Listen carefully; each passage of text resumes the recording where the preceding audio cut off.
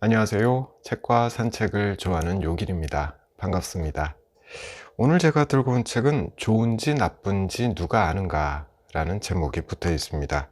유시화 시인이 쓴 에세이집이죠. 2019년에 나왔습니다. 유시화 시인 그러면은 떠오르는 이미지가 있죠. 저 같은 경우에는 우선 그 인도의 신비스러움, 이런 이미지가 떠오르고요. 그리고 명상도 떠오릅니다. 유시화 시인이 인도도 워낙에 자주 간다고 하고 또 명상을 많이 하는 걸로 알려져 있어서 그런 것 같습니다. 이 책도 딱 그렇습니다. 인도, 명상, 이게 키워드들 중에 하나다, 이렇게 보면 될 것 같아요. 끊임없이 마음 공부를 하는 분이고, 그 결과물을 이 책에 담은 것이다, 이렇게 보면 될 것 같습니다. 마음이 힘들고 괴로울 때 이 책 한 권 들고 여행을 떠나면 참 좋겠다, 이런 생각하면서 읽었습니다. 저는 이 책 보면서 참 여러 감명을 받은 글들이 많았는데요. 그 글들 중에서 저는 집착에 대해서 다룬 글에 푹 빠져들었던 것 같습니다. 그 이야기를 좀 해볼게요.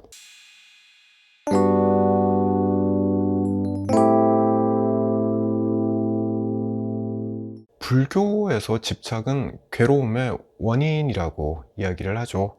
세상 모든 건 영원할 수가 없는데, 근데 우리가 무언가에 집착하기 때문에 괴로워지게 된다, 네, 이런 말을 하는 거예요. 이 책에도 집착에 대한 이야기를 하는 글이 담겨 있습니다. 책에 담긴 글 중에 하나인데 제목이 이렇게 붙어 있어요. 걱정을 해서 걱정이 없어지면 걱정이 없겠네. 네, 이렇게 제목이 붙어 있어요. 이 책의 특징이기도 한데 저자의 집착에 대한 접근법은 살짝 색다릅니다. 우리가 흔히 접하지 못하는 나라의 텍스트를 가지고 오죠.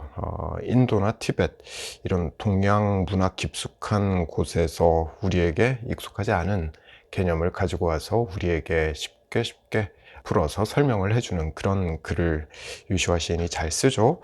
집착을 설명하는 방법도 딱 그런 식입니다. 저자는 이 집착이라는 개념을 티베트 단어로 설명을 합니다. 티베트 단어로 셴파라는 개념이 있다는 거예요. 이걸 우리말로 굳이 찾아서 번역을 해보자면 이게 바로 집착이다 라는 거죠. 개념은 비슷한 것 같습니다. 비유를 하자면 물고기가 낚싯바늘에 걸리듯이 붙잡히는 것, 네, 이게 집착이라는 거예요. 사로잡혀서 벗어나지 못하게 된 상태, 이게 바로 티베트 말로 셴파다 라는 겁니다. 저자는 또 이 티베트 불교에 정통한 학자 페마 초드론의 해석을 책에서 인용하고 있습니다. 이런 식이에요. 모기한테 예를 들어서 물리면 가렵죠. 근데 이걸 자꾸 끓다 보면 어느 순간 가려움이 고통으로 변한다라는 거죠. 우리가 딱 그런 일을 많이 겪는 것 같습니다. 긁어 붓으로 만든다 라는 말 우리도 자주 하잖아요. 그냥 놔두면 낫는데 이걸 자꾸 긁으니까, 집착을 하니까 이게 상처가 자꾸 커지는 거죠. 예를 하나 들어보죠.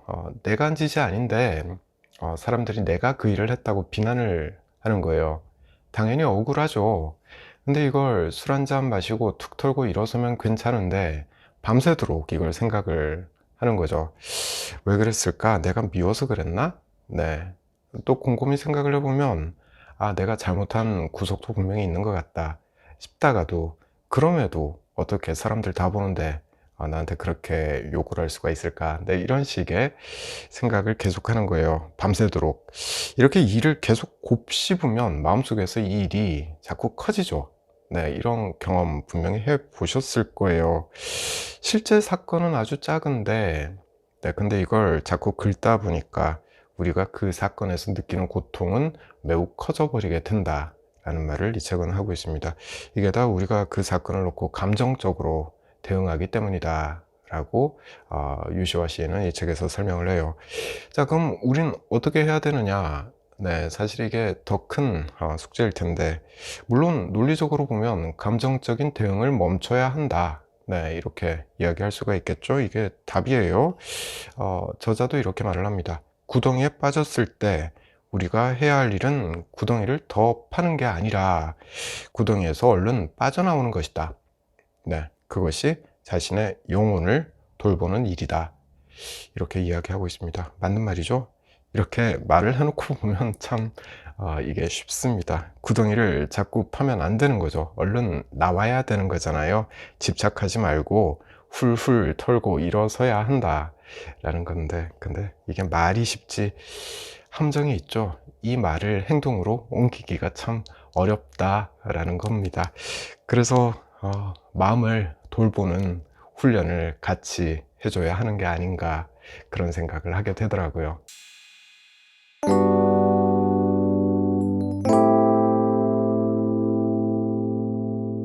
제가 요즘에 입버릇처럼 하는 말이 있어요. 다 소용없다 라는 말을 제가 요즘에 참 자주 하는 것 같습니다. 이게 허무주의 이런 건 아니고요. 집착하지 말고 살자라는 뜻으로 이 말을 저는 자주 하고 있는 것 같아요. 불교 용어로 무상이라고 하죠. 네, 다 덧없다, 영원한 건 없다. 그러니까 집착하지 말고 살자 라는 말을 할 때 무상이라는 단어를 씁니다. 근데 이 책을 보다가 유시화 시인이 이 무상이라는 단어를 좀 더 한 단계 더 발전시켜서 해석한 걸 읽게 됐습니다. 저는 이 말이 참 마음에 와닿더라고요. 이런 이야기입니다. 잠시 읽어볼게요. 불교에서 말하는 무상은 덧없고 영원하지 않으니 집착하지 말라는 의미만이 아니라 영원하지 않음을 깨달음으로써 지금 이 순간 속에 있는 것을 소중히 여기라는 뜻이다. 네, 다른 말로 하자면 현재가 매우 중요하다라는 이야기인 거죠. 영원한 건 없으니까 매 순간 현재를 성실하게 살아야 한다, 이런 뜻으로 해석할 수 있는 대목이 아닌가 싶습니다. 이 말도 사실 공자님 말씀처럼 다 지당하고 맞는 말이죠. 이게 앞에서도 이야기했지만 마음대로 잘 안 되는 게 함정일 텐데요. 아까 했던 말인데, 우리 같은 범인도 정말 마음을 챙기는 그런 훈련을 좀 평소에 하면서 살 필요가 있지 않을까, 이런 생각을 자꾸 하게 되더라고요. 뭐 방법으로는 여러 가지가 있겠죠. 종교에 귀의하는 방법도 있을 테고, 한때 유행했는데 산티아고를 걸어보겠다고 여행을 떠나는 방법도 있을 테고요. 또 요가를 하거나 명상을 하거나 이런 것도 방법일 겁니다. 나이가 조금씩 들면서 이런 생각 참 많이 하게 되더라고요. 몸이 건강한 것도 중요하지만 사실 더 중요한 건 마음을 건강하게 잘 관리하는 일이다 라는 말, 이게 정말 중요한 것 같더라고요. 그 방법이 뭔지 이건 사람마다 제각각 다 다를 거라고 생각을 합니다. 하지만 마음 챙김이 중요하다는 거, 이 책을 보면서 다시 한번 생각을 하게 됩니다. 저도 유시화 시인처럼 명상을 좀 열심히 해봐야 되겠다 라는 생각, 이 책을 보면서 다시 한번 해봤습니다.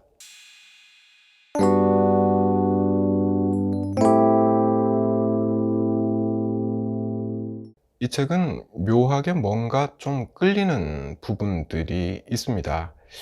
처음엔 그게 뭔가 싶어서 곰곰이 생각을 해보다가 이건 유시화 시인의 이름값 때문인가?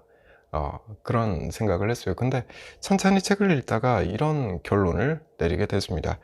이 책은 우리가 주변에서 쉽게 접할 수 있는 텍스트랑은 뭔가가 다르다, 텍스트가 다르다라는 거예요. 그 차이를 만드는 요인은 이 책에서 주로 소개하는 이야기들이 인도와 그 주변국, 그 문화권에서 보고 듣게 되는 이야기들이구나 라는 거였어요. 예를 들어서 인도 그러면 우리가 보통 고정관념, 스테레오타입화되어 있는 이미지를 가지고 있죠. 한마디로 요약을 하자면 신비스러움, 이런 단어가 아닐까 싶습니다. 물론 현실 세계의 인도는 빈부격차가 무척 심하고 성차별도 무척 심하고요. 또 신분 차이마저 있죠. 우리 머릿속에서 인도는 신비로운 나라, 이런 이미지하고는 상당히 현실 세계는 좀 다른 거예요. 하지만 우리 머릿속에 박혀있는 고정관념은 인도 그러면 신비스러움, 이게 자연스럽게 떠오릅니다. 어쩔 수가 없어요. 아시다시피 우리 머릿속의 뇌는 익숙한 걸 훨씬 더 편하게 생각한다고 하죠. 그러니까 우리가 갖고 있는 이 고정관념에 비춰볼 때 이 책에서 찾아볼 수 있는 그 이미지들은 우리 뇌가 매우 좋아할 만한 내용들인 것 같다라는 생각을 하게 되는 거죠.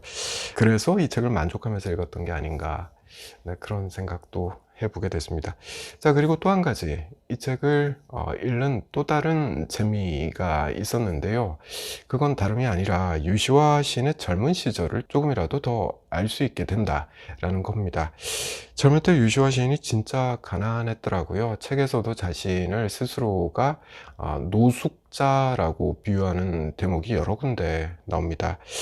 하지만 그때도 나는 시인이다 라는 그 정체성만은 부여잡고 있었다라고 유시화 시인은 이 책에서 말하고 있습니다. 되게 힘들게 살았던 거는 사실인 것 같아요. 고3 때는 정신병원에 한 달 입원했던 적도 있다고 하고요. 한때는 심지어는 30살까지만 살아보자 라고 다짐을 했던 적도 있다고 합니다. 젊을 땐 이렇게 불안과 광기로 점철되는 그런 생활을 했다는 거예요. 그럼에도 나는 시인이다 라는 그 정체성은 잊지 않고 있었다는 거죠. 이게 오늘의 유시화를 존재하게 한 게 아닌가 싶다라는 생각을 하게 됩니다. 이게 또 사실 이 책을 관통하는 주제와도 맥이 다 있습니다. 이 책은 지금은 힘들지라도 이게 끝이 아니다 라는 내용을 여러 편의 글을 통해서 반복적으로 이야기하고 있거든요. 이 책에 나오는 비유 중에 하나인데 이런 식이에요. 생활이 너무 힘든 거죠. 마치 땅 속에 묻혀 있는 듯한 느낌을 받습니다. 양사방이 다 어둡죠. 마치 죽을 것 같습니다. 근데 달리 보면 이건 파종이라는 거죠. 파종, 씨 뿌리는 행위, 파종이라고 부르잖아요. 씨앗은 땅 속에서 자란다는 거죠. 그러니까 시간이 지나고 나면 그 씨앗이 꽃이 되기도 하고 열매가 되기도 한다라는 거죠. 그러니까 땅 속에 묻혀 있는 게 매장인지 파종인지 이건 구분해야 한다라고 유시화 시인은 이야기합니다. 유시화의 인생을 보면 젊은 시절에 고생한 게 매장은 아니었던 거죠. 파종이었던 거죠. 그건 명확한 거죠. 이건 유시화 개인에 해당하는 이야기만 되는 건 아니라고 생각을 합니다. 우리네 인생에도 적용되는 이야기가 아닐까, 그런 생각을 하게 되는 거죠. 이 책 제목이 좋은지 나쁜지 누가 아는가 라고 돼 있는데 진짜 맞는 말이죠. 지금 겪고 있는 그 힘든 일이 나중에 시간이 흘렀을 때 좋은 일이었는지 아니면 나쁜 일이었는지 그건 아무도 모른다 라는 겁니다. 이 책의 표지에 적힌 말인데 신이 쉼표를 넣은 곳에 마침표를 찍지 말라. 네, 진짜 좋은 말인 것 같아요. 이 말은 정말 가슴에 새기고 살아도 되겠다, 그런 생각을 했었습니다. 자, 오늘은 여기까지입니다. 저는 다음에 다른 책 들고 다시 찾아올게요.